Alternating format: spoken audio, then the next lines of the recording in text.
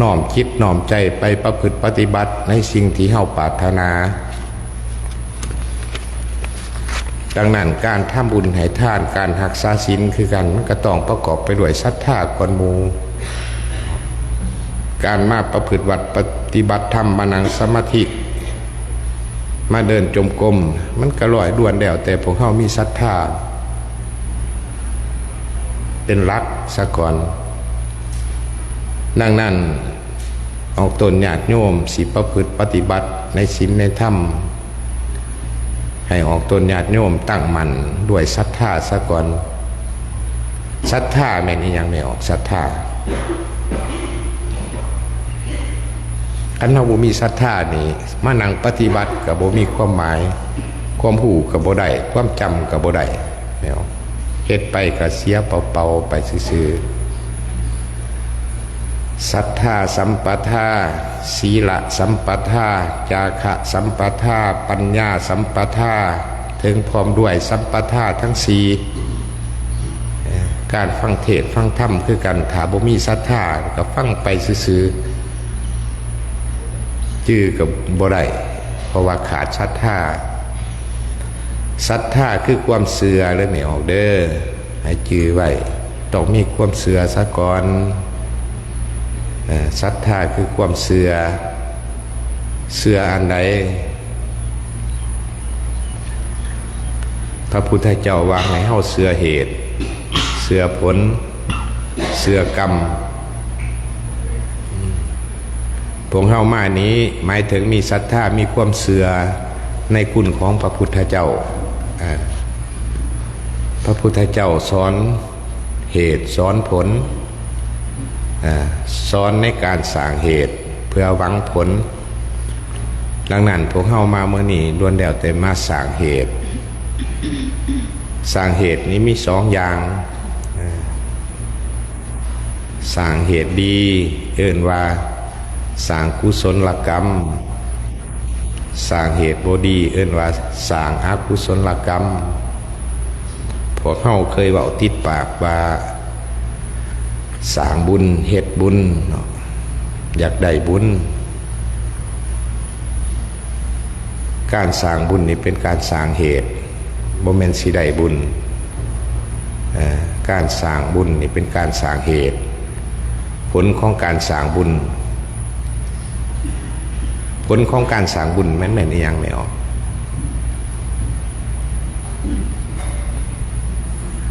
บุญนี่มันเป็นอีหยังบุญนี่พวกเขาคืออยากได้ฮะบุญแม่อีหยังบุญไม่ออกมานี่มาสร้างบุญเนาะผลของบุญที่ไม่ออกสิได้เมื่อมันแม่นหยังฮะความสบายใจคือการกำเฮาเฮ็ดบุญในเฮือนซะโอ้มื้อนี้โอกาสดีปีดีฤกษ์ดีสินิมนต์พระมาตักบาตรถวายทานอยู่เฮือนพวกเฮาเอิ้นชื่องานนั่นว่าเฮ็ดบุญเนาะจุดประสงค์ในการเฮ็ดนี่การเฮ็ดบุญนี่มันได้อีหยังตอบแทนแม่พวกเฮามีความเชื่อมั่นว่าเฮ็ดนี่ต้องได้นี่ได้อีหยังฮะนำความสุขมาให้สุขอย่างไรมันสุขอย่างไรไม่ออกสุขมาให้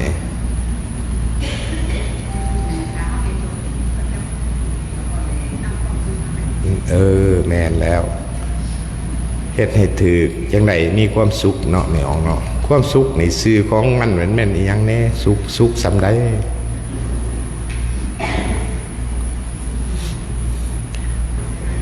ซื่อของบุญนี่มันซื่อของการสร้างความดีเด้อไม่ออกเด้อผลของความดีคือกุศลเข้าใจป่ะผลของการเฮ็ดบุญนี่คือกุศลบุญนี่เป็นการสร้างเหตุผลได้รับนี่ก็คือกุศลคือความสุขแต่ว่า การสร้างบุญทั้งปวงนี่เป็นสื่อของการสร้างคุณงามความดีทั้งเบิดที่พระพุทธเจ้าเพิ่นว่าปุญญานิปรโลกัสสมิงปฏิทาหนติปานินังบุญนี่เป็นสื่อของความดีบาปนี่เป็นสื่อของความชั่วก็ภาษาพาลีเพิ่นว่าอกุศลขั้นฝ่ายบุญเฮาสร้างบุญได้กุศลที่เฮาเฮ็ดบุญนี่แล้วสิได้ติดตามเฮาไปในทุกภพทุกชาติแล้วจื่อไว้บ่แม่นเฮ็ดบุญได้บุญเฮ็ดบุญได้กุศลบุญนี่เป็นเหตุของบุคคลควรเฮ็ดควรทำเกิดมาแล้วควรเฮ็ดควรสร้างเพื่อหวังกุศลเพื่อหวังกุศลไม่ออกลองพิจารณาเบิ่งแม่นๆบ่บุญนี่เป็นสื่อของความดีกุศลนี่เป็นสื่อของความสุขการสร้างความดีนี่ผลของการสร้างความดีเฮาจะได้รับความสุขยกตัวอย่างพวกเฮาบรบัติพัดถากพ่อแม่ที่เลี้ยงมาผ้าใหญ่ในเมื่อเพิ่นแก่เพิ่นชราเฮาพยายามเอาใจใส่ดูแลบ่ให้เพิ่นอึดเพิ่นอยากเพิ่นเจ็บเพิ่นป่วยเฮาก็หาหวานหายาอันนี้เป็นการสร้างบุญหรือว่าสร้างความดีแม่นบ่สมมติลูก5 คนสิซะเป็นผู้ดูแลพ่อแม่ผู้เดียวใน4 คนนี่บ่เบิ่งก็เบิ่งไปซั่นแหละเทิงยามเจ็บยามไข้ก็ไปจอบซ่องเบิ่งแต่ว่าการบรบัติพัดถากมีผู้เดียวเฮ็ดผู้นั้นเอิ้นว่าสร้างบุญหรือสร้างความคุณงามความดีบุญกับความงามความดีมันอันเดียวกันว่าแม่นเนาะเอิ้นว่าสร้างความดีภาษาหนึ่งเอิ้นว่าสร้างบุญเพราะว่าไปปฏิบัติพัดถากไปลู่ไปแล่ไปลำไปค่อยไปตบผ่าตบแพร่บ่ให้อึดให้อยากกุศลในการสร้างคุณงามความดีบรบัติพัดถากมันจะส่งผลให้พ่อแม่ฮัก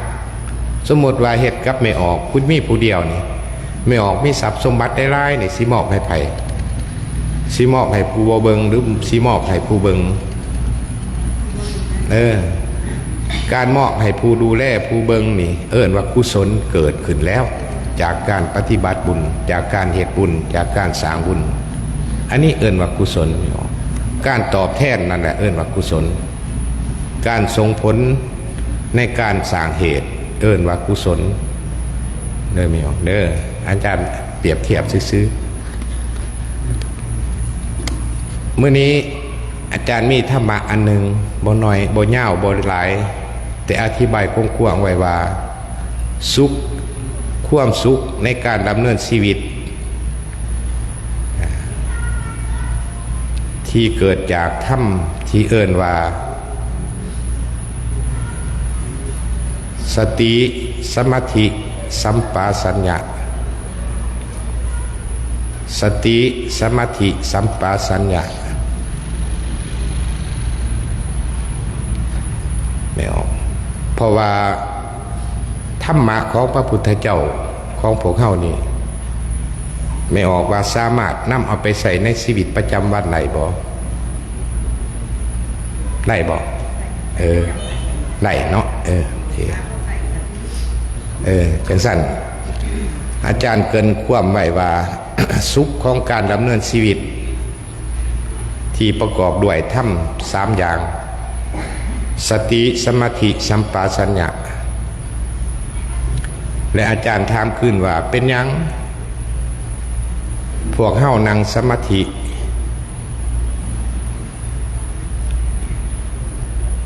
มันจึงเฮ็ดให้สมาธินั้นบ่แข็งแกร่งสาเหตุที่เฮาเฮ็ดนั่งสมาธิบ่แข็งแกร่งเพราะว่านำไปใส่อยู่ในชีวิตประจำวันบ่ได้นั่งได้อยู่ในปัจจุบันแต่ไปสู่บ้านสู่เฮือนเด้อใส่บ่ได้เป็นยังจังว่าซั่น เพราะว่านั่งได้แต่อยู่วัดก็ฮักสมาธิไปอยู่ไสก็นั่ง พิ่นปฏิบัติอยู่ไสก็ไปแลกไปสู่บ้านสู่เฮือนหลังจากเลิกจากการปฏิบัติแล้วพวกเฮามักนำเอาสมาธิไปใส่บ่ได้ในเมื่อมีการกระทบเอิ้นว่าในทั้งหูทั้งตาอย่างซี่ซะมักขาดสมาธิแม่ยกตัวอย่างเมื่อเฮือนนี่มักหายไปเฮือนปรับได้ยินเสียงบ่ม่วนเข้าทั้งหูนี่อยากมักโต้ตอบเว้าในสิ่งที่บ่ม่วนอันนี้เอิ้นว่า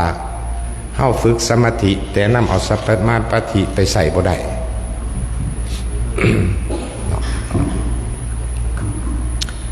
หลังนั้นสมาธิอาจารย์สิเกินว่าสมาธิสติสัมปชัญญะพระพุทธเจ้าว่าเป็นธรรมที่มีอุปการะมากที่สุดสามารถนำไปใส่ในชีวิตประจำวันให้เกิดความสุขได้ถ้าว่าเฮาปฏิบัติถูกต้องปฏิบัติถูกต้องออกตนญาติโยมส่วนหลายครูบาอาจารย์คือกันนั่นแหละออกตนญาติโยมก็นำเอาสมาธิที่เฮาฝึกปฏิบัติอยู่นี่ไปใส่บ่ค่อยสิได้ผลปานใดผิดถึกในเมื่อกลับเข้าไปสู่คฤหัสถ์แล้วในเมื่อมีอารมณ์กระทบทั้งหูทั้งตาทั้งใจ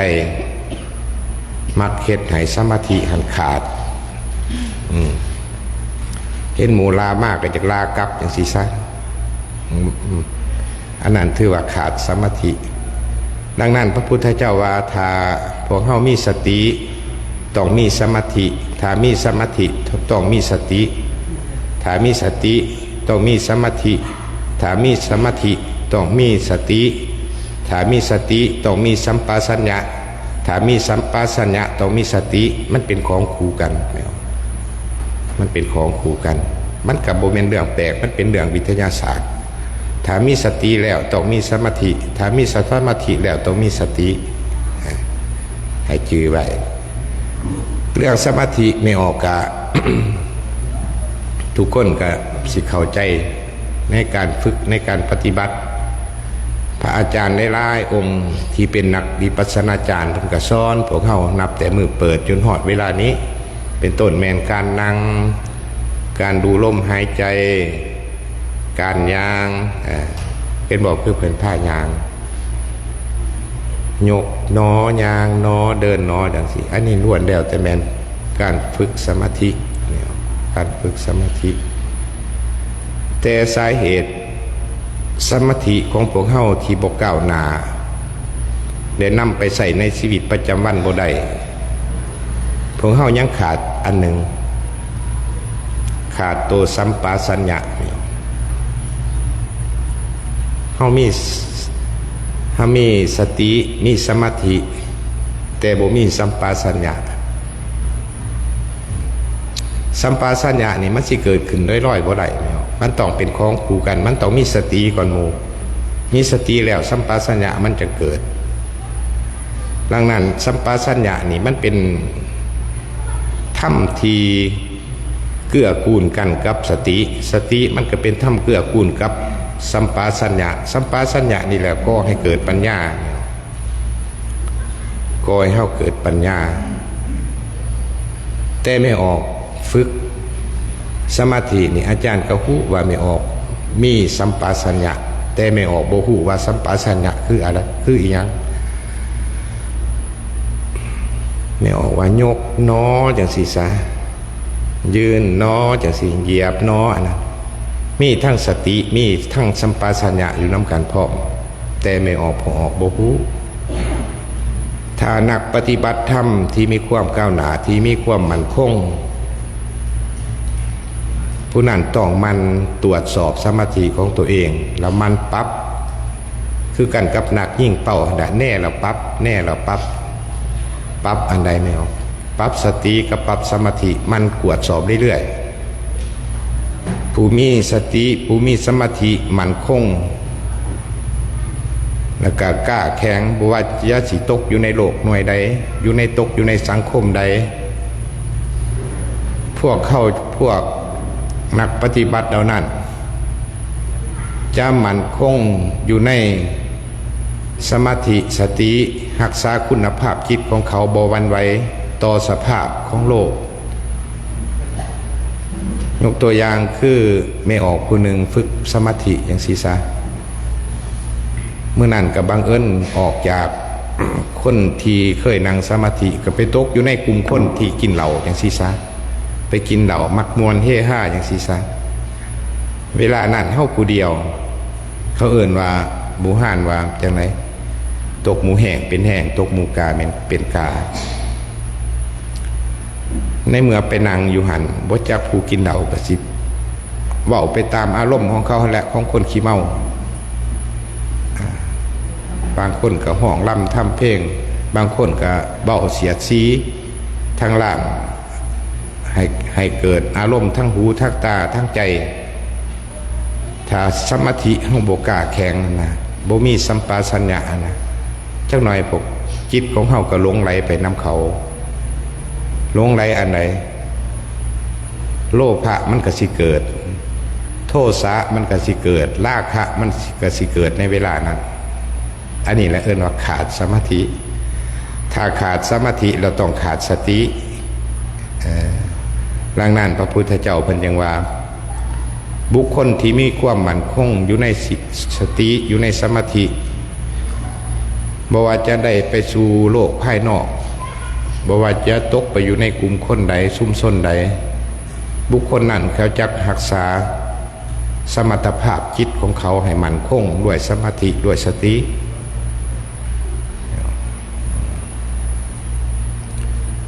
อาจารย์เคยได้ยินหลายคนว่าโอ้ยเป็นทิศเป็นจานซีกออกไปกินเดาเก่งๆว่าสันว่าจังไรไม่ออกคือการจำศีลเท่าไรกับเนื้อบาดแห้งลาเก่งอันนี้นะเป็นว่า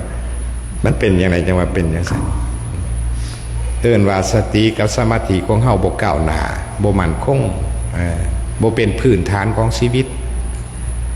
ดังนั้นเมื่อนี้อาจารย์สีมาเว้าเรื่องศีลเรื่องสมาธิเรื่องสติเรื่องสัมปชัญญะนี่เน้นๆเพื่อให้นำไปใส่ในชีวิตประจำวันได้ให้เกิดความสุขได้แนวเพราะว่าในวิทยาศาสตร์เขาวิจัยเรื่องจิตของเฮานี่จิตนี่ส่งออกนอกเกิน 50% ของมนุษย์ขั้นจิตส่งออกนอกแล้วเฮ็ดให้ความทุกข์เกิดขึ้นหลายจิตส่งออกนอกคืออันใดไม่ออกคิดไปอนาคตคิดไปอดีตว่าเรื่องนั้นจักสิมีจักสิเกิดหรือบ่เกิดก็ต้องคิดไปจังซั่นแหละบางครั้งบ่มีแนวคิดก็คิดถึงเดือนถึงราวบางอันบ่มีแนวคิดก็คิดถึงผู้ตายไป40-50 ปี60 ปีก็เก็บมาเกิดอยู่อันนี้เอิ้นว่าจิตส่งออกนอกเฮ็ดให้เฮาบ่มีความสุขดังนั้นวิทยาศาสตร์เพิ่นจังวิจัยว่ามนุษย์เท่านี้จิตของมนุษย์นี่ทรงออกนอกเกิน 50% ถือว่าหลายที่สุดเกิดให้ความทุกข์ความสุขกับความทุกข์นี่พระพุทธเจ้าเพิ่นว่าอยู่ที่ใจทั้งเบิดบ่แม่นอยู่ที่วัตถุบ่แม่นอยู่ที่สิ่งของแม่นบอกความทุกข์ก็อยู่ในใจความสุขก็อยู่ในใจเฒ่าแก่โบราณว่าสวรรค์อยู่ในอกนรกอยู่ในใจ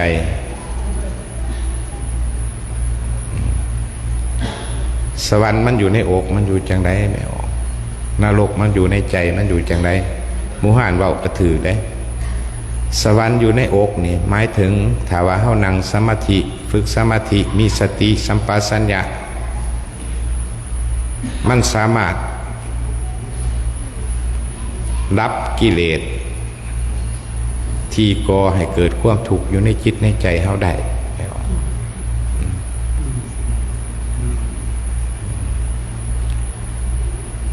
ในพระไตรปิฎกพระสุตันตปิฎกอาจารย์เฉลยยกมาเป็นอุทาหรณ์ว่าพระพุทธเจ้าเพิ่นสอนอีหยังแหน่ให้แก่เฮาเพิ่นสอนอันใดให้พวกเฮาคิดเพิ่นว่า อยู่ในสติปัฏฐานสูตรเพิ่นว่าลูกก่อนภิกขุทั้งหลายท่านจงเข้าไปสู่ป่าไปสู่โคนไม้ไปสู่เฮือนว่างไปที่สงบนางขุบันลังทำกายให้ตรงลำลงสติไว้ต่อหน้ามีสติหันใจเข้ามีสติหายใจออกให้หูสัตว์ว่าหายใจเข้าสั่นให้หูสัตว์ว่าหายใจเข้ายาวอันนี้พระพุทธเจ้าเพิ่นว่าจังซั่นเนี่ยเป็นหยังเพิ่นยังบอกไปอยู่โคนไม้ไปอยู่ในป่าไปอยู่ในเฮือนว่างเป็นหยังจึงให้นางขุบันลังเป็นหยังจึงว่าทำกายให้ตรงลำลงสติไว้ต่อหน้าลำลงสติไว้ต่อหน้านี่เอาไว้บนใดกำหนดลมหายใจมีสติกำหนดลมหายใจเข้ามีสติกำหนดลมหายใจออกหายใจเข้าสั่นให้ผู้สัตว์ว่าหานการหายใจเข้าสั่นหายใจออกสั่นก็ให้ผู้สัตว์ว่าหายใจเข้าสั่นหายใจออกยาวก็ให้ผู้สัตว์ว่าหายใจออกยาวหายใจเข้ายาวก็ให้ผู้สัตว์ว่าการหายใจเข้ายาวในนี้มันประกอบด้วยสติสมาธิและก็สัมปชัญญะเนี่ยตัวใดเป็นสติตัวใดเป็นสมาธิตัวใดเป็นสัมปชัญญะ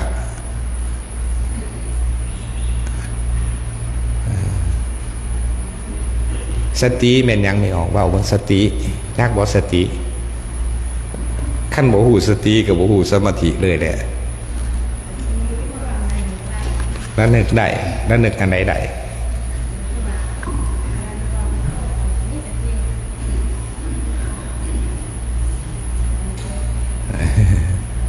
สติสมาธิอาจารย์ถามสติกับสมาธิสัมปชัญญะยังบ่ทันเบาพระพุทธเจ้าว่าจังสิ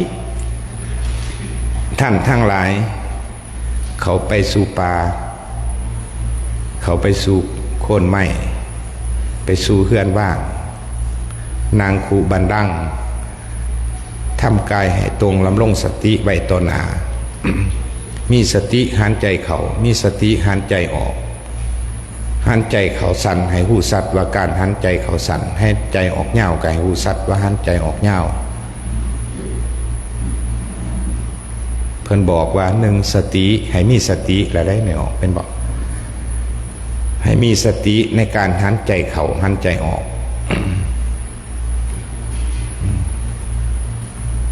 หันใจเข้าสั่นก็ให้หูสัตว์ว่าหันใจเข้าสั่นตัวหูสัตว์นั่นแหละตัวเป็นสัมปชัญญะไม่ออกมันล้านกันตัวหูชัดเจนว่าหันใจเข้าสั่นหันใจออกสั่นหันใจออกยาวหันใจเข้ายาวตัวนั้นเป็นสัมปชัญญะมีสติและต้องมีสัมปชัญญะมีสัมปชัญญะต้องมีสติมีสติต้องมีสมาธิในสามอันมันสามารถเกื้อกูลกันมันเกิดขึ้นโดยอัตโนมัติมันเป็นธรรมศาสตร์ของจิตเป็นหยังเพิ่นจังให้เฮาไปอยู่ป่าไปอยู่ในเงาไม้ไปอยู่ในเฮือนว่างเพิ่นอยากให้ไปบ่อนสงบไม่ออกการฝึกสมาธิเพราะว่า การฝึกสมาธิถ้าฝึกบ่เป็นนี่เป็นบ้าไม่ออกเป็นบ้าหลายบ่ว่าแต่ไม่ออกครูบาอาจารย์ก็เป็นบ้ากรรมฐานนี่ถ้ำแตกเพิ่นว่าถ้ำแตกเป็นบ้าคืออาจารย์เพิ่นเทศอาจารย์มหาคำพูดเพิ่นว่ามีคนเป็นบ้าย้อนฝึกสมาธิ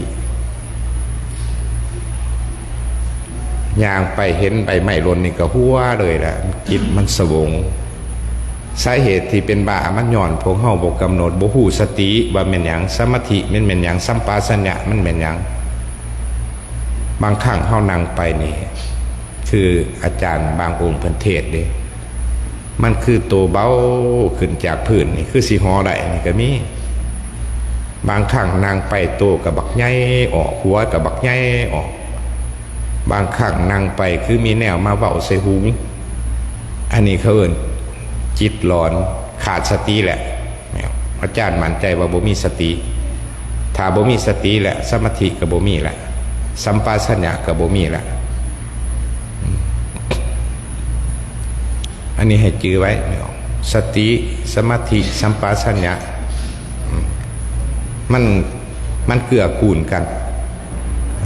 มันมีความสัมพันธ์มันมีความบาลานซ์กันจื้อไว้สติสมาธิสัมปชัญญะยกตัวอย่าง คือพวกเฮานั่งสมาธิฝึกสมาธิมีคนขี่รถจักรกายดังบักแห้งๆหนึ่งหรือว่ามีคนมาห้องลาไม่ออกสิขึ้นจังไรเสียงกระทบทางหูไม่ออกเสียงมันกระทบทางหูไม่ออกสิหูเลยว่าในจิตของเขามันบ่งบอกว่าอันนี้มันเสียงรถจักรโตมาหูว่ามันดังอันนั้นแหละตัวเป็นสัมปชัญญะไม่ออกตัวนั้นเป็นสัมปชัญญะเขากำหนดมันหลุดตัวเสียงมากกระทบทั้งหูนี่เขาหูว่าเสียงนี่อันนี้เป็นสติเขาตั้งสติว่าเสียงมันดังตัวสัมปชัญญะเขาสิไปจับหูตัวเสียงตัวผ้าให้เสียงเกิดอันนั้นเป็นตัวสัมปชัญญะ มีสติสัมปชัญญะให้จื้อไว้เป็นธรรมที่เกื้อกูลกันพระพุทธเจ้าเพิ่นสอนอย่างสั้นนะไม่ออกสัมปชัญญะคือความหูแจ้งความหูสัตว์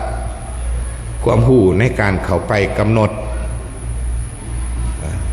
อันนี้แม่นเอิ่นว่าสัมปชัญญะยกตัวอย่างคือจิตเท่าศีรษะไม่ออกบางครั้งเขาคิดโอ้ยนั่งสมาธิอยู่นี่นั่งไปนั่งมามันมีอารมณ์เกิดขึ้นโอ้ยปวดขาเหนื่อยขาเขากำหนดหูว่าการเหนื่อยการปวดอันนั้นเป็นสัมปชัญญะมันเกิดแล้วเขาสิลุกเขาสิเปลี่ยนขานั่งให้มันพอเหมาะพอดีกับการนั่งสมาธิความหูสัตว์ในการปวดการเจ็บอันนั้นเป็นสัมปชัญญะที่ไว้มีสติคอยเปลี่ยนขาคอยนั่งให้สบายให้พอเหมาะพอดีกับนั่งสมาธิอันนั้นเป็นสติสัมปชัญญะการหับหูชัดเจนว่าอันนี้แม่นมันปวดอันนี้แม่นมันทานังทีเฮ็ดให้เฮาเมื่อยเฮ็ดให้เฮาบ่ดีจำเป็นเฮาต้องได้เปลี่ยนขาได้เปลี่ยนอิริยาบถจังซี่อันนี้แม่นสัมปชัญญะจังสั่นจังว่า สมาธิเฮ็ดให้มันคงเฮ็ดให้สมาธิกล้าแข็งต้องมันตรวจสอบไม่ออกมันตรวจสอบมันเช็คตัวเองคืออาจารย์ว่านักปฏิบัติต้องมันตรวจสอบมันปรับตลอดบ่ว่าแต่อยู่ในสถานะใดๆต้องมันฝึกมันปฏิบัติคืออาจารย์เพิ่นสอนเดินจมกรมยกน้อเหยียบน้อยืนน้ออันนี้แม่นการกำหนดให้ฮู้จักว่าคำว่าน้อนี่ให้ฮู้เฮาให้ฮู้ว่าแม่นโตสัมปชัญญะแหละเหยียบนี่เฮาสิฮู้สึกว่าเหยียบโตเฮาสู้สึกว่าเหยียบนี่โตสัมปชัญญะส่วนหลายคนเฮามักเอิ้นว่าสติสัมปชัญญะเว้ารวมกันที่จริงสติความระลึกรู้สัมปชัญญะความรู้ชัดเจนกับความรู้ที่เฮาคิดเข้าไปวิเคราะห์ให้รู้ว่าอันนี้มันแม่นหยังอันนี้ให้รู้ชัดเจนดังนั้นไม่ออกการนั่งสมาธิการฝึกจิตการฝึกสติมันแม่นการเผากิเลสไม่ออกมันเป็นการฝึกการเผากิเลสกิเลสมันเกิดขึ้นอยู่ในขันธ์5เฮานี่แหละรูปเวทนาสัญญาสังขารวิญญาณนี่แหละคืออาจารย์เพิ่นผ้าเดินจมกรมนี่ล้วนแล้วแต่แม่นเพิ่นผ้าเผากิเลสเนี่ยท จังไดจังว่าปานภาพเผากิเลสกิเลสมันเกิดจากกิเลสนี่มันมี3ระดับไม่ออกอาจารย์สิเว้าเรื่องกิเลสกิเลสมันมี3ระดับหนึ่งมันแม่นเอิ้นว่าอนุสัยกิเลสอนุสัยกิเลสกิเลสมันนอนอยู่ในตัวเฮามันฝังอยู่แล้วมันเกิดขึ้นโดยธรรมชาติถ้ามีเกิดขึ้นมากิเลสมันต้องเกิดขึ้นมานำบ่ว่าแต่ไผกิเลสระดับนี้มันนอนอยู่ในจิตในใจแต่ยังมันบ่ทันพุ่งขึ้นมา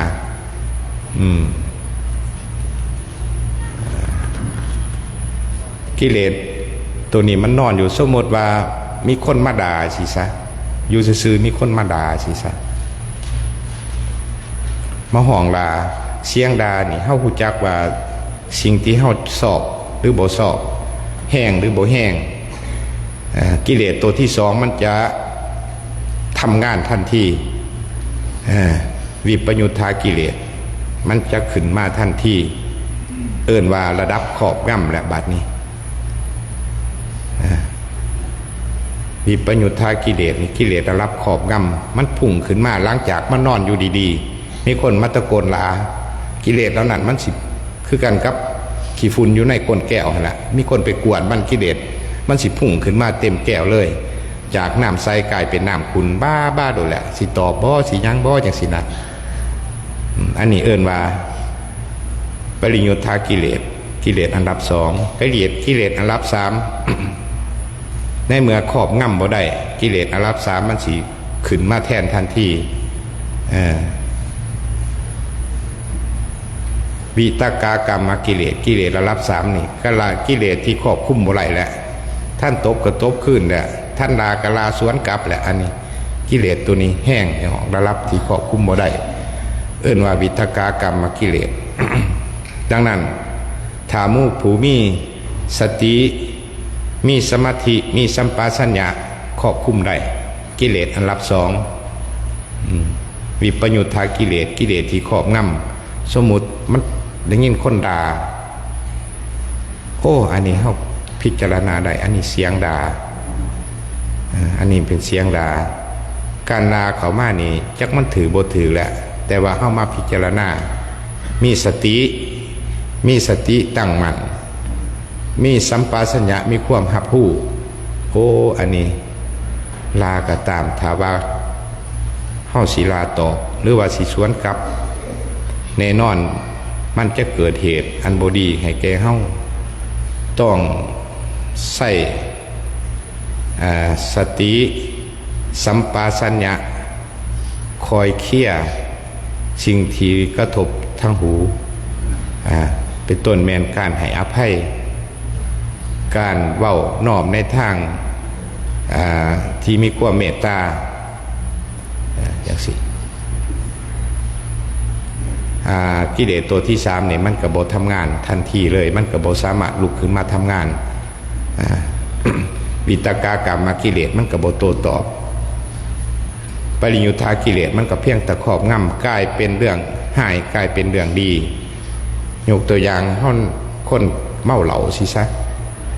มาเว้าซีโบซีเบให้แกเฮานั่งสมาธิเฮาอยู่ดีๆธรรมดาคนเมามันก็เว้าไปตามคนเมาหั่นน่ะ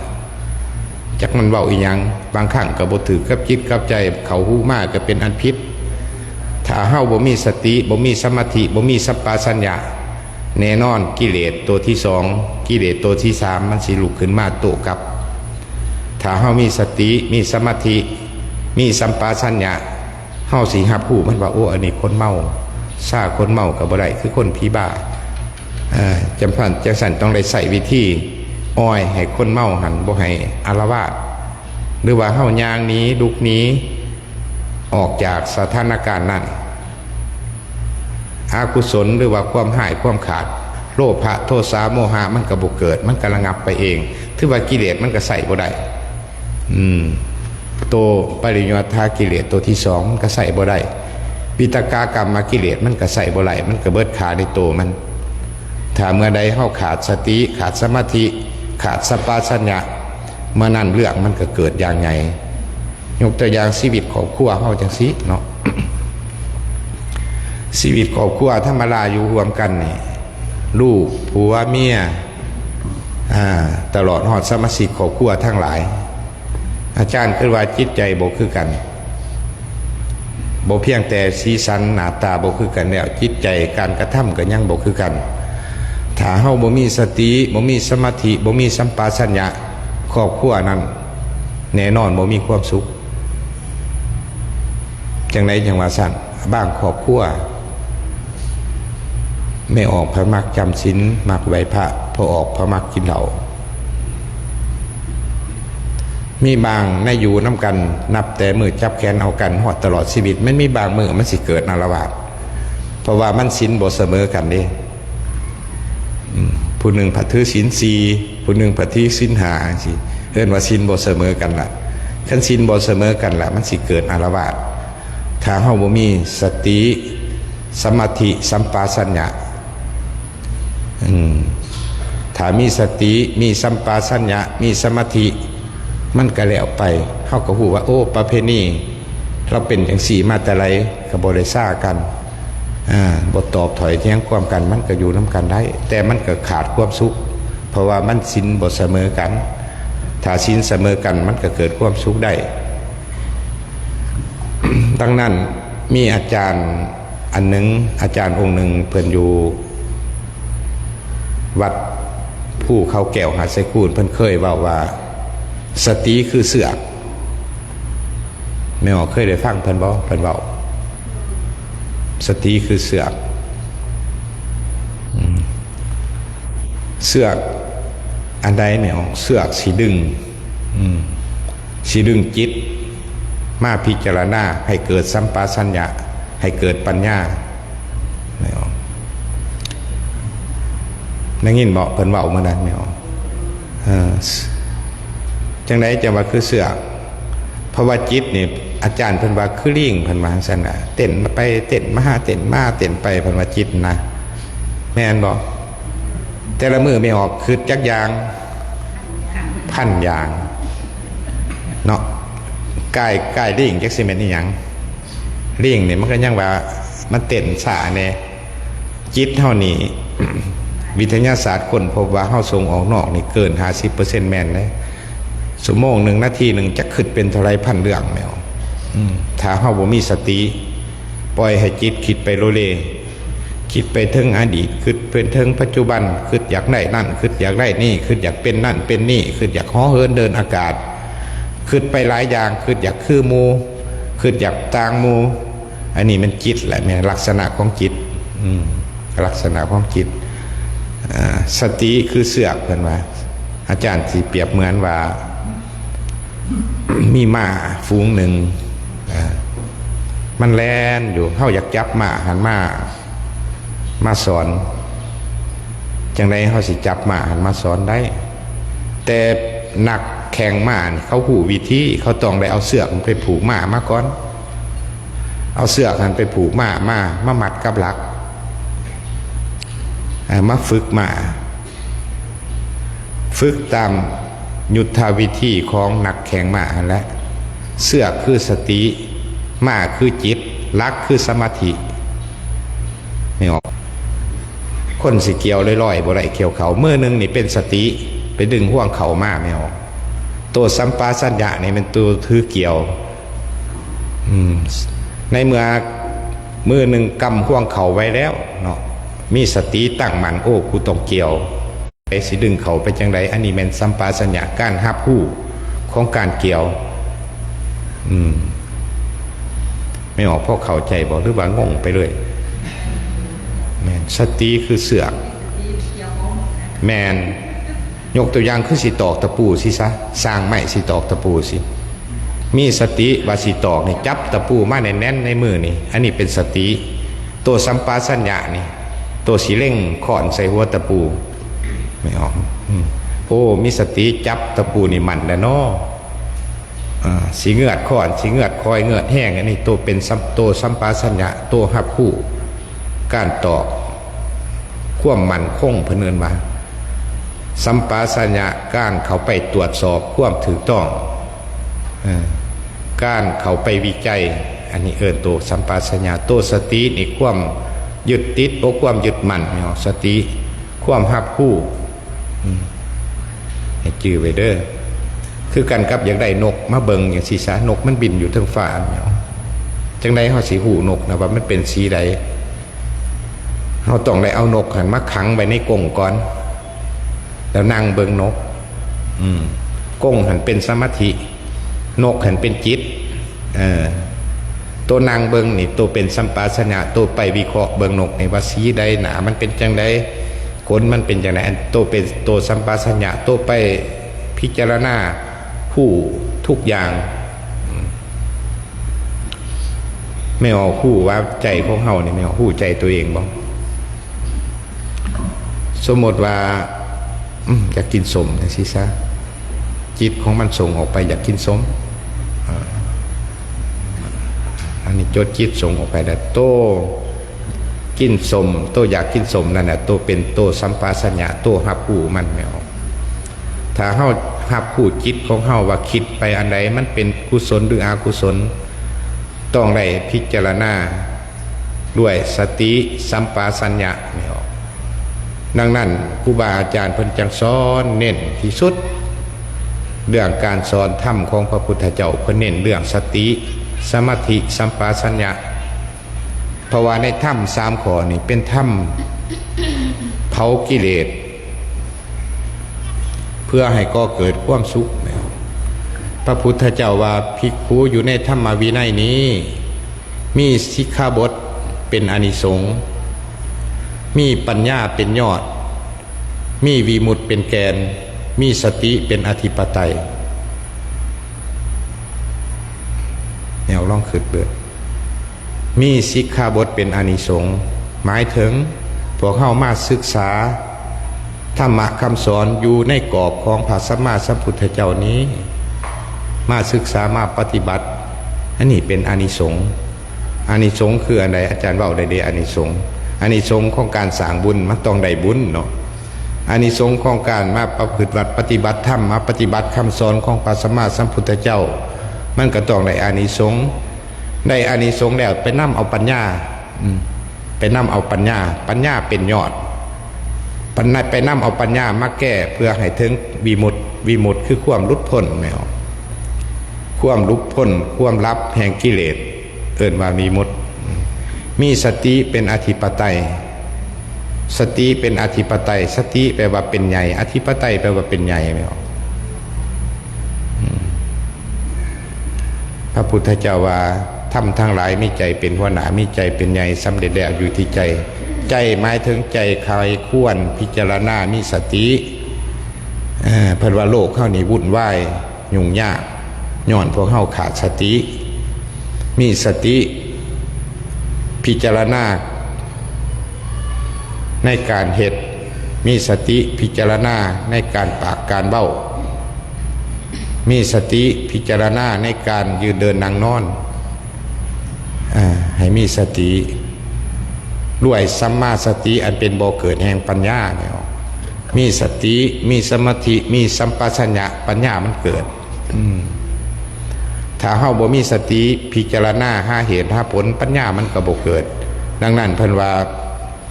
ในคำสอนสุดท้ายของพระสัมมาสัมพุทธเจ้าก่อนสิเข้าสู่พระปรินิพพานเพิ่นว่า เพิ่นว่าจังได๋แม่เพิ่นสั่งสอนเอิ้นว่าพุทธพจน์สุดท้าย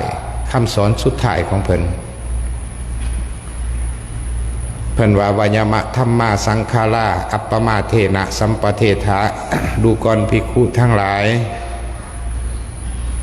เฮาขอเตือนท่านทั้งหลายวาวายามะธัมมาสังขารา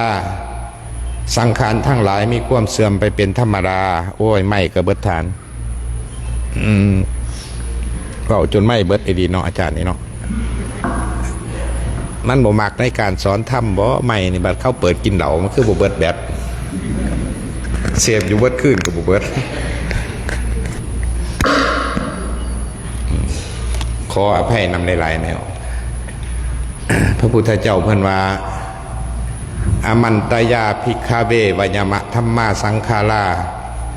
อัปปมาเทนะสัมปเทถะสังขารทั้งหลายมีความเสื่อมไปเป็นธรรมดาท่านทั้งหลายจงยังประโยชน์ตนและประโยชน์ท่าน โดยบ่มีความโดยบ่ประมาทเทินเพิ่นบอกอย่างไรไม่ออกเพราะพิจารณาได้บ่ทำทั้งหลาย มีความเสื่อมไปเป็นธรรมดาท่านทั้งหลายจงยั่งประโยชน์ตนและประโยชน์ท่านให้ถึงพร้อมด้วยความบ่ประมาทเทินในนี่เพิ่นสี่ไปบอกให้เฮามีสติได้แม่นบ่ล่ะคำว่าบ่ประมาทนั่นแหละคนประมาทคือคนตายเพิ่นว่าความบ่ประมาทนั่นแหละเพิ่นว่าคือความเป็นผู้มีสติ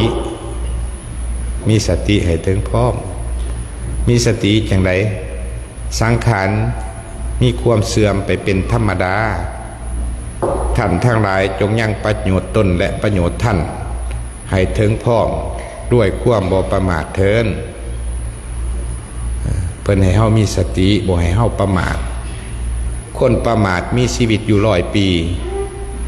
สู่คนบ่ประมาทมีชีวิตอยู่มือเดียวบ่ได้พระพุทธเจ้าเพิ่นว่าจังซั่นได้เพราะว่าสังขารเป็นของบ่เที่ยงกฎของไตรลักษณ์เพิ่นว่าอนิจจังทุกขังอนัตตาอันนี้มันเป็นกฎธรรมศาสตร์ของมนุษย์ของสิ่งที่มีชีวิตในโลกอนิจจังคือความบ่เที่ยงย้อนความบ่เที่ยงเฮาจังเป็นทุกข์แม่น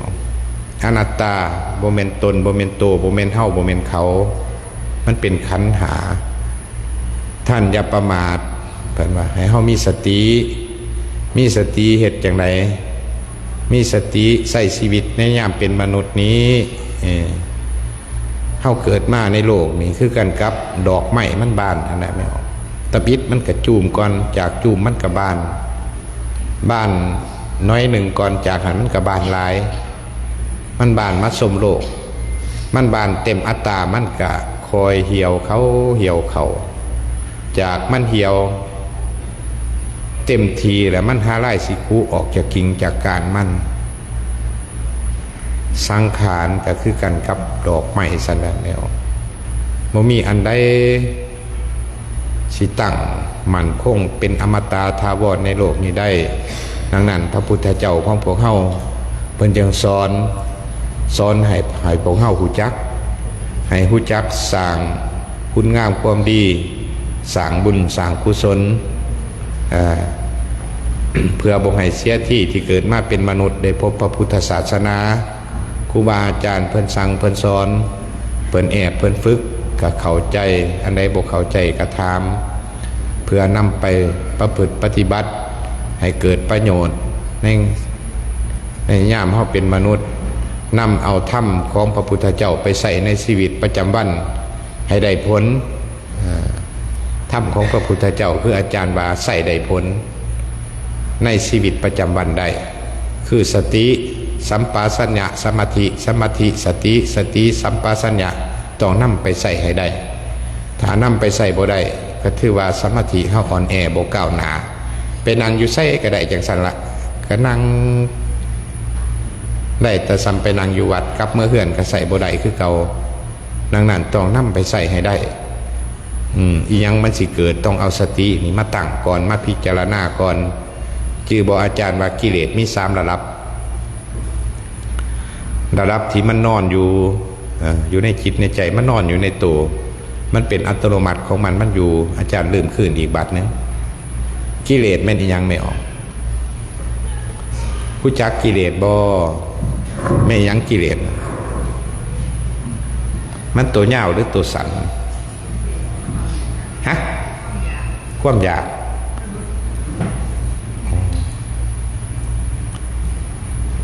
อยากหายก็เป็นกิเลสเลยเนาะ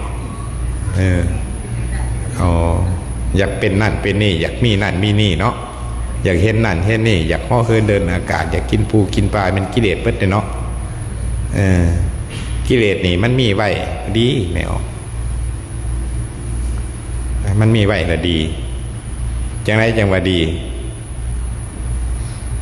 เพราะเขามีสติถ้าบ่มีกิเลสเขากับบ่มีสติคือการกับพระพุทธเจ้าว่าบุคคลสิผ่านพ้นทุกข์ไล่ก็ต้องรู้จักทุกข์เอาตัวเองเข้าไปหาทุกข์ซะก่อน ถ้าเฮาบ่ฮู้ทุกข์มันก็บ่ฮู้ทางลับทุกข์อันนี้ถ้าบ่มีกิเลสเฮาก็บ่ฮู้วิธีดับกิเลสได้อาจารย์เพิ่นพาเดินจงกรมไม่ออกว่าเพิ่นพาเฮ็ดหยังจะสิไปเข้าใจว่าเพิ่นพาเฮ็ดงมๆป่าๆบ่แม่นได้อันนี้เป็นวีซ่าทางพระพุทธศาสนาการฝึกหัดจิตเพื่อให้บ่ให้จิตเฮาฟุ้งซ่านจิตฟุ้งซ่านคือคนขาดสติถ้าขาดสติแล้วก็ขาดสมาธิให้คิดจังซั่นไม่ออกคืออาจารย์ว่าลบไปลบมาอยู่นี่แหละเกี่ยวกับจิตนี่แหละเพราะว่าจิตของเฮาส่งออกนอกถ้าเฮาย่างยกหนอย่างหนอเดินหนอจิตของเฮาสิไปอยู่ในภาวะการฝึกแอบฝึกอย่างที่สิบ่ส่งไปหาข้างนอกสิบ่ส่งไปหาบ้านหาเฮือนหาสัตว์สาว่าสิ่งหาของจิตเฮาสิอยู่ในจังหวะการเดินการย่างอันนี้เอิ้นว่าการฝึกจิตการฝึกย่างนี่คือการฝึกจิตเด้อแม่ออกเด้อนั่นไม่ออกพอออกฟังธรรมหรือว่าครูบาอาจารย์เพิ่นเฮ็ดหยังก็ตามต้องใจตั้งใจเบิ่งตั้งใจฟังและพินิจพิจารณาหาเหตุหาผลเพราะว่าการฝึกปฏิบัตินี่ศีลสมาธิสัมปชัญญะสติมันสามารถนำไปใช้ในชีวิตประจำวันได้บ่แม่นแต่การรักษาศีลการให้ทานต้องประกอบไปด้วยสติสัมปชัญญะและก็สมาธิการสิรักษาศีลได้ก็ต้องมีสติการสิทำบุญให้ทานที่จะไปสู่ได้ที่จะบังเกิดผลบุญแท้ๆก็ต้องมีสติสัมปชัญญะต้องประกอบด้วยศรัทธาและความเชื่อมีปัญญาพร้อมเห็นบอกพันว่าเทิงพร้อมด้วยสัมปทาทั้งสี่ศรัทธาสัมปทาจาคะสัมปทาปัญญาสัมปทาถ้าให้ท่านบ่มีปัญญาก็บ่ได้ไม่ออกขาดสติก็บ่ได้ต้องมีปัญญาบ่ได้บุญสิซะเฮ็ดบุญบ่ได้บุญเคยได้ยินอยู่เลยไม่ออกว่าโอ้เฮ็ดบุญกับบ่ได้บุญเฮ็ดดีกับบ่ได้ดีขน้อยนี่จะมันศาสตร์มันลำบากไม่ออกเคยมาจมให้ฟังอยู่เฮ็ดบุญผิดวิธีปฏิบัติธรรมผิดวิธีธรรมก็บ่เกิดผลของการปฏิบัติมันก็บ่เกิดเฮ็ดบุญผิดวิธีอานิสงส์ของการเฮ็ดบุญมันก็บ่เกิดเห็นว่าหมู่บอกว่าเฮ็ดได้เฮ็ดโลดบ่มีสติบ่มีสัมปชัญญะมันก็บ่ได้บุญจื่อไว้เด้อเฮ็ดบุญต้องได้บุญเฮ็ดดีต้องได้ดีเฮ็ดชั่วต้องได้ชั่วอันนี้พระพุทธเจ้าเพิ่นสอนจังซั่นแล้วจื่อไว้ให้มีสติมีสัมปชัญญะจิตของเฮานี่มันสิเกิดอีหยังก็ตามเอาเสือกคือสติไปดึงมันมาก่อนมันสิส่งใจไปใส่ก็ตามบ่ว่าแต่ทางชั่วหรือดีเอาสติดึงมันมาพิจารณาก่อนพิจารณาเอาตัวสัมปชัญญะรับรู้มันว่ามันสิพาไปใส่มันสิเกิดหยังมันสิอยากหยังมันสิถูกบ่หรือสิสุขให้มาพินิจพิจารณาด้วยสติสัมปชัญญะและสมาธิมันฝึกเด้อแนวเด้อหันใจเขาก็ให้หู้สัตว์ว่าหันใจเขาหันใจออกก็ให้หู้สัตว์ว่าหันใจเขาออกให้มีสติทุกลมหายใจมีสัมปชัญญะรับรู้ในทางพระพุทธศาสนาเพิ่นว่า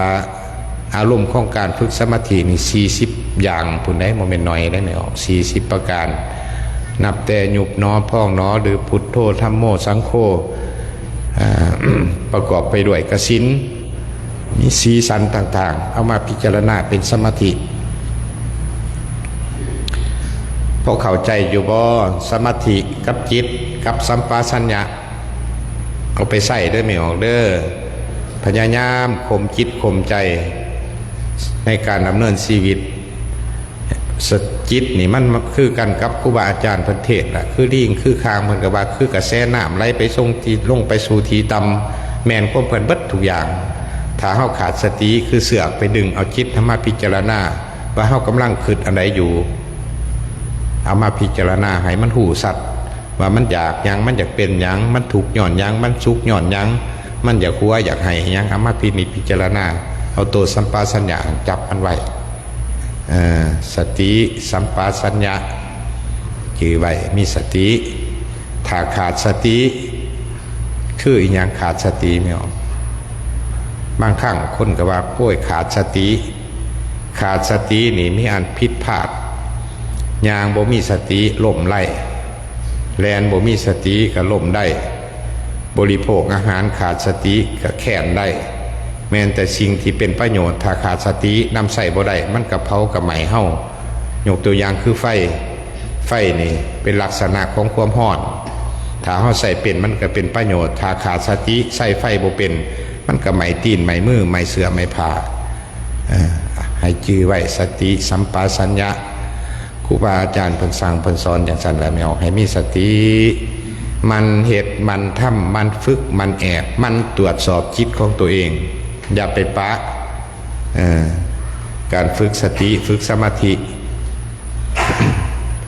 บางครั้งเฮาสังคมเล็กหน่อยเดี๋ยวนี้เฮ็ดไปน้ำจิตอีกงุดงิดเช็คโทรศัพท์ไปน้ำกวดนั่นกวดนี่อยู่จังซั่นแหละจิตนั่นล่ะเฮ็ดให้สมาธิเฮาอ่อนแอบ่เข้มแข็งบ่ก้าวหน้าไปเฮ็ดอยู่ไสก็บ่ก้าวหน้าถ้าบ่มันกวดสอบ ถ้าบ่มันเช็คในจิตของตัวเองต้องมันฝึกจิตของตัวเองในเมื่อหูได้ยินตาได้เห็นอารมณ์ที่กระทบทั้งตาอารมณ์ที่กระทบทั้งหูอารมณ์ที่กระทบทั้งใจต้องเอาสติสัมปชัญญะมาพิจารณาจากเรื่องที่บ่ดีให้กลายเป็นเรื่องดีจากเรื่องที่ยังบ่ท่านบ่มีก็อย่าไปเก็บเอามาพิจารณาขั้นสั่นพวกเฮาบ่ผ่านพ้นความทุกข์ใด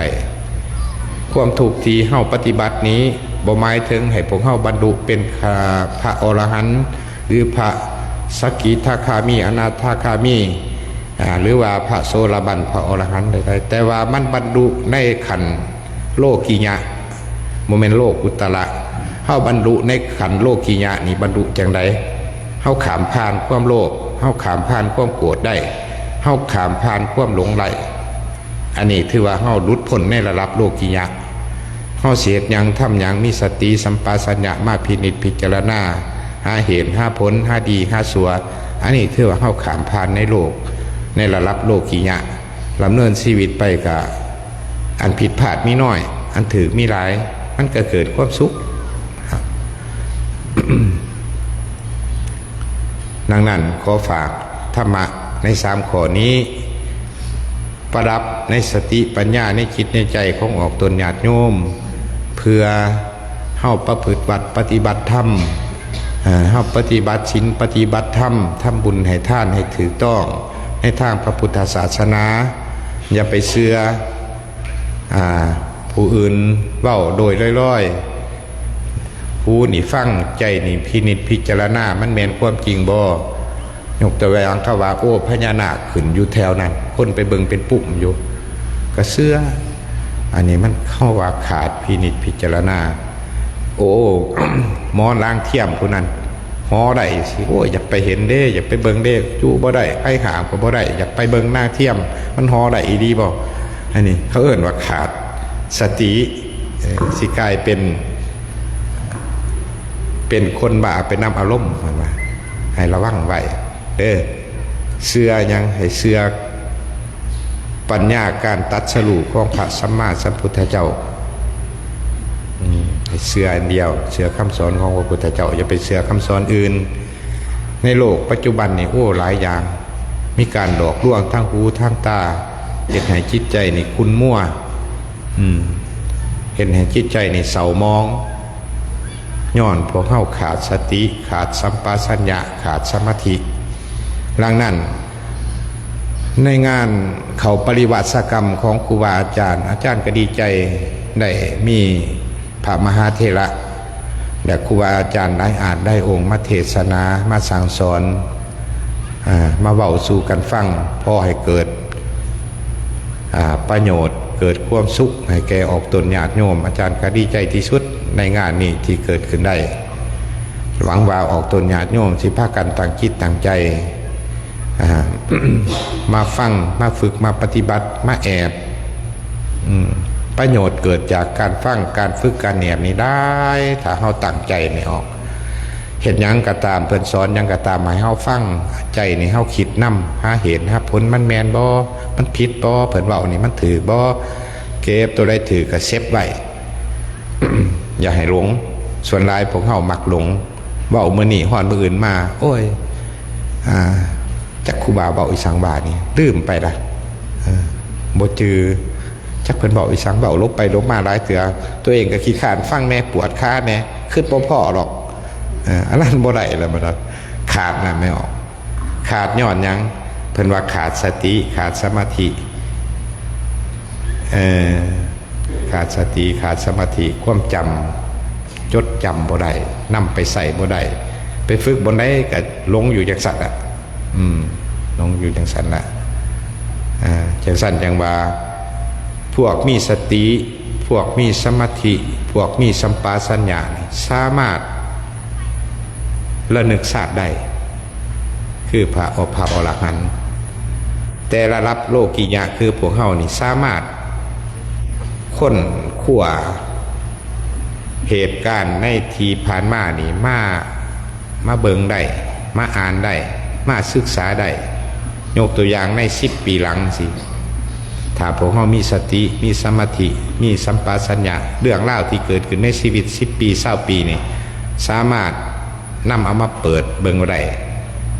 ค้นคว้าได้ถ้าคนขาดสตินี่จักมันเกิดอีหยังในชีวิตก็บ่จือแล้วขนาดครูบาเว้ามื้อนี้มื้ออื่นไปก็ยังหลงบ่จือเพิ่นพายางจักเหยียบจักยางจักย่อสนองจักย่อปลายตีนก็บ่จักแหละถึงตะเมิงเป็นเก้อๆเคินๆสีลมก็มีเพิ่นว่ายกน้อเฮาก็เหยียบน้อจังซั่นก็บ่ได้บ่จือจังซั่นต้องเฮ็ดหยังทำหยังต้องได้จือเซฟไว้จื้อไว้ในจิตในใจอันใดมันเป็นบทเรียนอันใดมันเป็นอันสำคัญจื้อไว้บันทึกไว้เด้อให้จื้อว่าสติสมาธิสัมปชัญญะสตินี่คือเสือกจื้อไว้เด้อสติคือเสือกเด้อไปดึงเอาจิตหันมาพิจารณาจิตเฮาเองหั่นแหละ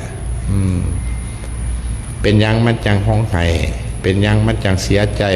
เป็นยังมันจังทุกข์ดึงมันมาพิจารณาผู้ใดก็ทุกข์เบิดอยู่ในโลกนี่บ่ได้ยินผู้นี้ไปมีความสุขเป็นอมตะถาวรดอกเกิดมานี่บนความทุกข์ทั้งหมดทุกข์ย้อนอีหยังทุกข์ย้อนความบ่เที่ยงอันไหนบ่เที่ยงสิ่งที่เข้าครอบคุมบ่ได้สิ่งที่เข้าครอบคุมมันบ่ได้มันแม่นอีหยังขันธ์ห้านี่แหละตาหูดังดินกายใจผมขนโมนี่มันเฮาอยากให้มันมั่นคงมันก็บ่ฟังเขียวฟันโมนี่เฮาอยากบอกมันให้บ่ให้มันเจ็บมันปวดมันหักมันค้อนมันก็บ่ฟังสิ่งที่ครอบคุมบ่ได้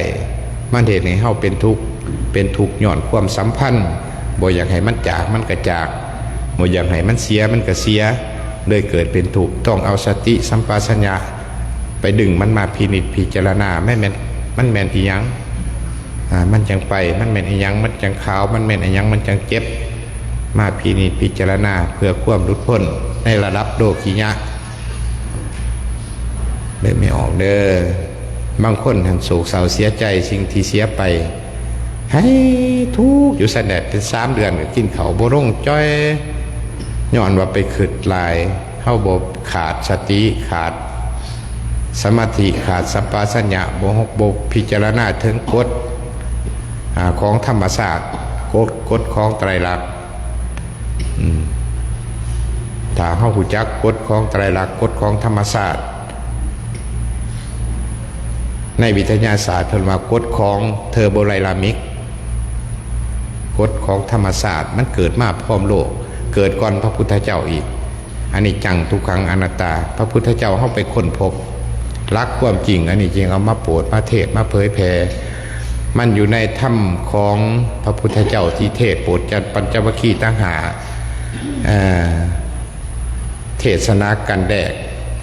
ธรรมจักรกับปวัตนสูตรร่วมควมเขามาย่อๆมันก็มีอยู่3อย่างทุกครั้งอนิจจังทุกครั้งอนัตตาก็มีเท่านั้นชีวิตสังขารอาจารย์เคยว่าวันคืนมันรวนไปเสียสื่อๆบ่มีมันกินชีวิตเข้าไปทุกมือทุกนาทีเฮาถามเฮาเองว่าได้นี่เฮาเฮ็ดหยังอยู่เฮากำลังเฮ็ดหยังอยู่เฮ็ดสิ่งที่เป็นประโยชน์ให้แก่เฮาหรือคือคนอื่นถามตัวเองตลอดไม่ออกให้ถามตัวเองตลอดนะอย่าไปไว้ใจแก่ชีวิตพระพุทธเจ้าว่าอย่าไปเชื่อมันชีวิตมันเป็นของน้อยเปรียบเหมือนน้ำข้างใบบัวลมพัดมามันสามารถกิ่งออกจากใบบัวได้ทุกโอกาสทุกนาทีชีวิตและสังขารคือกันเขาเบิ่งภาษาตลาดนั้นบ่ยากได้เศร้าหันใจนี่ก็แปลว่าตายโดดบ่ยากจักดียังหันใจอยู่เอื่นว่าชีวิตการเศร้าหันใจนี่บ่ยากจักดีบางเทื่อบ่มีมืออื่นบ่มีปีหน้าปีหื้อก็มีเฝ้าเฮ็ดเฝ้าทำสิ่งที่มันเป็นประโยชน์ให้แก่เฮาถามเฮาเองว่าเฮาไปนี่สิไปจักคนสิถือหยังไปนำแน่ให้ไปมือหนาเขาเกิดรุดจากท้องพ่อท้องแม่เขาถือยังมานำแน่มันถามตัวเองเคยถือเงินมานำบ่คือถือรถถือลานออกมานำบ่มาสิไปเนี่ยเสียวยังไปนำสิถือไปนำได้บ่ถามตัวเองชีวิตสุดท้ายก็มีแต่ไปนอนอยู่กองพรเขาก็เอาไฟจูดถิ่มเท่านั้นแล้วสิมียังนอนไม่ออกนอนมันขี้ไล่อีดีชีวิตมันเป็นแก่นเป็นสารอีสังสั่งมันเด้อไม่ออกเด้อมันตรวจสอบเช็คสมาธิตัวเองมันตรวจสอบแล้วก็มันปั๊บอย่าไปโง่ให้แกกิเลสโพดลายคำว่าไปโง่นี่ไม่ถึงเข้าไปฟังมันให้มันใส่เข้ากิเลสนี่ใส่เข้าจนเกิดความทุกข์บ่ได้ต้องมีปัญญาเอาสติสัมปชัญญะมาใส่เอาปัญญาไปดับมันดับระดับคืออาจารย์ว่าบ่แม่นดับเพื่อถ้าแม่นครูบาอาจารย์ปฏิบัติเพิ่นก็สามารถหลุดพ้นไปสู่มรรคผลนิพพานได้ถ้าเฮาระดับออกตนญาติโยมก็ดับระดับในระดับโลกียะหลุดพ้นจากความยุ่งยากในชีวิตครอบครัวในชีวิตประจำวันได้บ่ไปเกิดความทุกข์ให้แก่กิเลสมากมายกายกองจนอดทนบ่ได้อยู่บ่ได้โดดน้ำตายหรือว่าไปเฮ็ดอีหยังต่างๆไปกินเหล้าเมาสุราเสียสูญอย่างสิบ่ได้อันนี้เฮาเป็นคนโง่เป็นคนขาดสติเพราะจื้อไรแต่น้อไม่ออกน้อจื้อไว้เด้อปีหน้าพอเฮาเปิดอีกงานนี้ให้เปิดหรือบ่หรือว่าให้เอาซ้ำนี่ไปต้นใหม่บ่แม่นว่าขั้นไม่ออกพอออกว่าโอ้ยยากแต่อาจารย์เฮ็ดให้ไม่ออกบอกยากอาจารย์ก็สิเศร้าเฮ็ดบ่ยากเนาะ แม่นว่า ปีหน้าอาจารย์ก็สิเฮ็ดถ้าญาติโยมเห็นดีให้เฮ็ดพร้อมพระสงฆ์นี่ก็ใช้ไม่ออกคือกันนั่นแหละคือกันกับเพื่ออาศัยพายอาศัยเหือเนี่ยน้ำอาศัยป่าอาศัยน้ำครูบาอาจารย์ก็มาจากไม่ออกพอออกกันละเบิดถ้าบ่มีไม่ออกพอออกเข้ากับบ่มีครูบาบ่มีจัวเพราะว่าจัวครูบาเนี่ยออกมาจากไม่ออกทั้งเบิดพระพุทธเจ้าเพิ่นก็เป็นคฤหัสถ์ก่อนเพิ่นจังเป็นพระพุทธเจ้าดังนั้นพระสงฆ์สมณเณรครูบาอาจารย์ก็มาจากไม่ออกพอออกในเมื่อมาแล้วผู้ที่อุปคัมภ์คำสู้ปัจจัยสี่ก็ไม่ออกพอออกใส่บาตรหยาดน้ำอุปธรรมคำสู้ให้มีวัดมีว่าให้มีห้อแจกให้มีถนนหนทางให้มีผ้าคุ้มผ้าสบงแม่นไม่ออกพอออกเบิดดังนั้นอาจารย์ตะท่ามไม่ออกตลอดท่านใดที่ไม่ออกพอออกบ่มักกับบ่เฮ็ดสมมุติว่ามันยากอาจารย์กับบ่เฮ็ดของทุกอย่างมันเกิดจากไม่ออกบ่ได้แต่ว่าไม่ออกต้องได้ศึกษาต้องเข้าใจถามของเขาเป็นเศร้าพุทธต้องเข้าใจในคำสอนของพระสัมมาสัมพุทธเจ้ามันทำบุญให้ทานมันสร้างคุณงามความดีเฮ็ดหยังที่เต็มไปด้วยเจตนาศรัทธาในคุณงามความดีกับภาคกันเฮ็ดสิ่งใดที่มันเป็นบาปเป็นกรรมผิดต่อพระธรรมคำสอนของพระพุทธเจ้ากับภาคกันลดกันละกันเด้อมันสิเกิดส่งผลให้ความบ่ดีส่งผลให้เป็นความชั่ว ส่งผลให้แก่เฮาให้ไปสู่ความทุกข์อย่างสิให้พากันละกันเลิกกันลดถือว่าพวกเฮาบุญหลายได้ไม่ออกพอออกบุญหลายจากนั้นจะมาบุญหลายอาจารย์แต่ละองค์แต่ละทานมานั่งสอนเฮาคืออาจารย์มหาคำพุทธอย่างสิอาจารย์มหาวิรัตโอ้เพิ่นตั้งใจสอนไม่ออกอีดีอาจารย์ก็ภูมิใจดีใจแอบย่างแอบเดินบ่เพียงแต่ว่าสอนไม่ออกสอนหอดครูบาอาจารย์นั่งสมาธิกวดพระลูกกรรมปฏิบัติโมงเวลาอาจารย์ก็ภูมิใจดีใจสมกับเป็นนักบวชเป็นผู้สันโดษเป็นผู้มักน้อยเป็นผู้สันโดษดังนั้นครูบาอาจารย์เฮาเนื่องในงานปฏิบัติธรรมควรเอาใจใส่สร้างความสมานสามัคคีมาปฏิบัติเพราะว่าพระสงฆ์ครูบาอาจารย์เฮานี่บ่มีอีสังมิตรภาพกับบาทเฮาแต่ซ้อนไม่ออกว่าบ่ให้ไม่ออกยึดติดเฮาเองพัดยึดติดอยู่ในลาภในสักการะในมานะในลาภในยศอยู่ปฏิบัติธรรมก็บ่เอาใจใส่บ่มากจังซี่มันก็ผิดเลยพระสงฆ์ครูบาอาจารย์ต้องเป็นผู้ลดละเลิกเป็นผู้มักน้อยสันโดษในการประพฤติปฏิบัติธรรมศึกษาพระธรรมคำสอนของพระสัมมาสัมพุทธเจ้าให้ฮู้จักแล้วก็สอนผู้อื่นให้กระทำตามด้วยอันนี้เป็นหน้าที่ของครูบาอาจารย์บ่ได้หาป่าบ่ได้เฮ็ดหน้าบ่ได้ค้าได้ขาย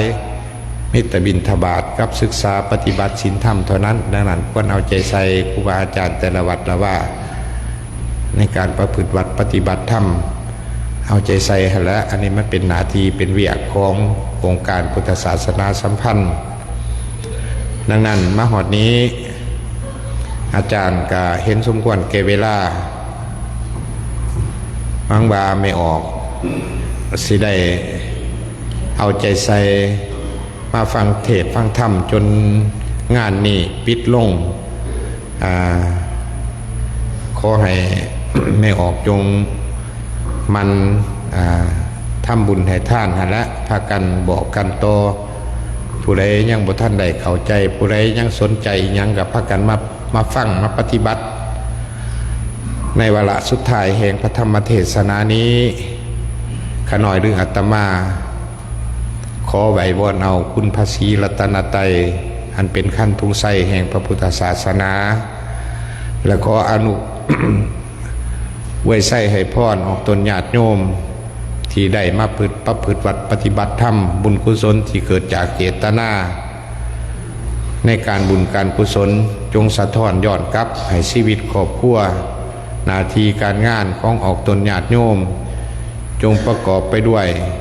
ความสุขความเจริญมีความเจริญในศีลในธรรม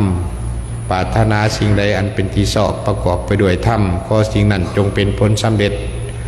ให้แก่ออกตนญาติโยมทุกท่านทุกคนด้วยเถิด